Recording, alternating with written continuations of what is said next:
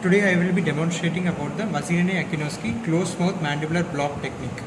So when is this technique commonly used? This technique is commonly used in case of trismus, which is commonly seen in space infection cases due to impacted third molar space infection cases, trauma due to in the mandible or the mandibular condyle, oral submucous fibrosis, or cases in which there is oral cancer in the retromolar region.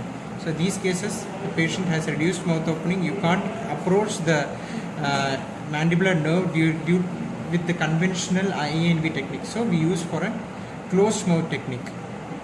So the common nerves which are anesthetized with Vazirani Akinoski technique include the inferior alveolar nerve, then the mental nerve, the incisive nerve, the lingual nerve, and the nerve to mylohyoid. So these are the common nerves which are anesthetized in this technique. So what are the areas which are anesthetized in this technique? Which includes anterior 2/3 of the tongue on the same side, floor of the mouth on the same side, lingual mucoperiosteum, entire mandible along with the teeth starting from incisor to your mandibular third molar, buccal mucoperiosteum starting from the midline until the that is premolar, that is up till the first molar.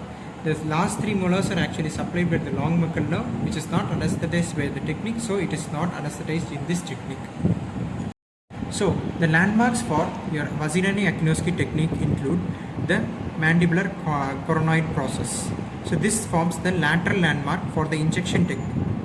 Second, superiorly it is formed by the zygomatically-maxillary buttress. This forms the superior limit of the injection technique. Then your maxillary alveolus and the maxillary tuberosity over here forms the medial boundary for your injection technique.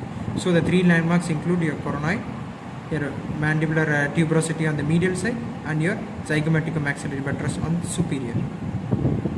The area into which the needle will be penetrating to reach the mandibular nerve here is the mucoperiosteum or the mucosa over the medial side of the coronoid and the ramus of the mandible, and the landmark where it should pierce is just opposite to your maxillary tuberosity. So somewhere around this area will be where the injection should be pierced, and the height of the needle is determined by the mucogingival junction of the maxillary teeth. So this will be the mucogingival junction of the teeth, and this will be your mandibular tuberosity. So the height of the injection is somewhere around this height, parallel to your mucogingival junction, and is exactly opposite to your maxillary tuberosity. So the target area where the needle reaches the mandibular nerve, that is needle reaches, is the mandibular nerve before it enters into the mandibular foramen. So the area, that is the height of the needle, is slightly higher than the height of the IANB nerve block, a slightly superior block when compared to an IANB nerve block. So IANB nerve block, the injection will be somewhere around this height when compared to the ramus of the mandible. For Vazirani Akinoski, the injection will be somewhere around this height. So it is at a slightly higher plane than your IANB technique, and the target area is your mandibular nerve before it enters into the foramen, similar to that of the IANB technique. So the depth of the needle till which it should enter into the mucosa is usually 25 mm for an adult and 16 mm for a pediatric patient. Start. Needle.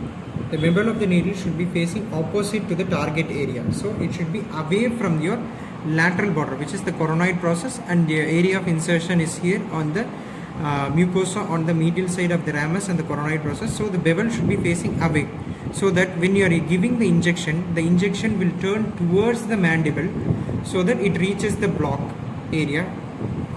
So this is how the bevel should be when you are inserting. So it should be away from your mandibular nerve.